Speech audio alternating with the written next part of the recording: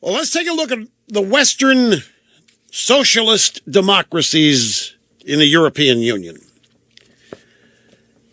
The last I heard, Greece was finished, but planes are landing there, and people are living there, and they're getting health care there, and they're eating, and they're drinking there, and they're going fishing, and I have friends who are still cruising the Greek Isles on boats.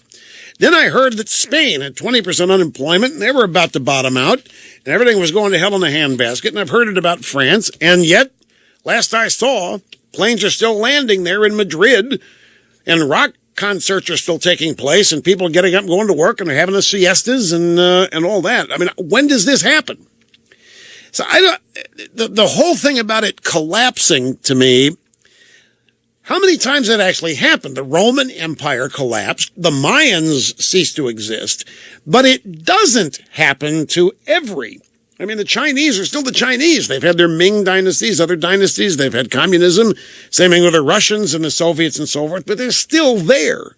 Now, I wouldn't want to live in any of those places. Don't misunderstand.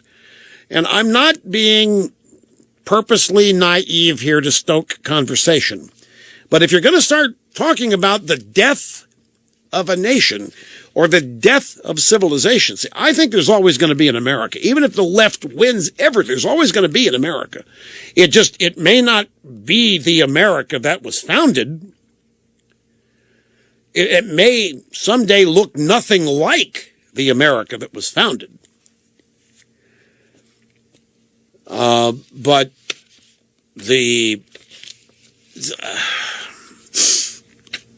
the actual manifestation of, say, Social Security failing, what more is it going to take? Social Security has not been properly funded for decades. The government can continue to print money and borrow money to pay for it, and eventually there might be a 75% income tax rate.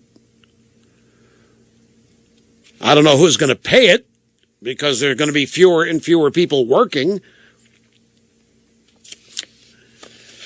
And no, I'm not saying I'm throwing up my hands in despair and conceding anything. Don't misunderstand here. We're on the wrong track. I want to get off the track. I want to fix this. Everything I stand for, I still stand for. It's just a guy calls here and says, it's over. It's going to bottom out. We'll talk about the way the Mayans and the Roman Empire ended. Okay, well, how's that actually going to happen here? He had no answer, really. Well, it's just going to implode on itself. What is going to implode? I mean, even if we get to 20% unemployment, there are going to be people that day getting up going to work. It may not be a country that offers the same opportunity for prosperity and all that it has been in the past. And that's what we're trying to preserve, trying to get some sanity. We're trying to reestablish a moral code, decency, and all that. That's I think most people, if you really could pin them down, they're really, when you start talking about the collapse of the country, I think what most people are really worried about is what the Wall Street Journal once called the guardrails that keep everybody on the road morally are gone. And that when there is no right or wrong, and when you're not allowed to proclaim it or even know what it is, then you've got utter chaos. And that's what I think a lot of people really fear is taking place here. Yeah, Detroit clearly has collapsed. Yeah, well, but Detroit's still functioning. They still got a mayor, they got a city council, they got people live there to go to work. Detroit still has the Detroit Lions, they got the Detroit Pistons, they got the Detroit Red Wings. They still have the bridge that connects them to Canada. Most of the people have gone. Well, yeah, they've gone. They've moved out. But Detroit is it's still there. It's still on the map is the point. And there are people still being born there, and they still want to live there.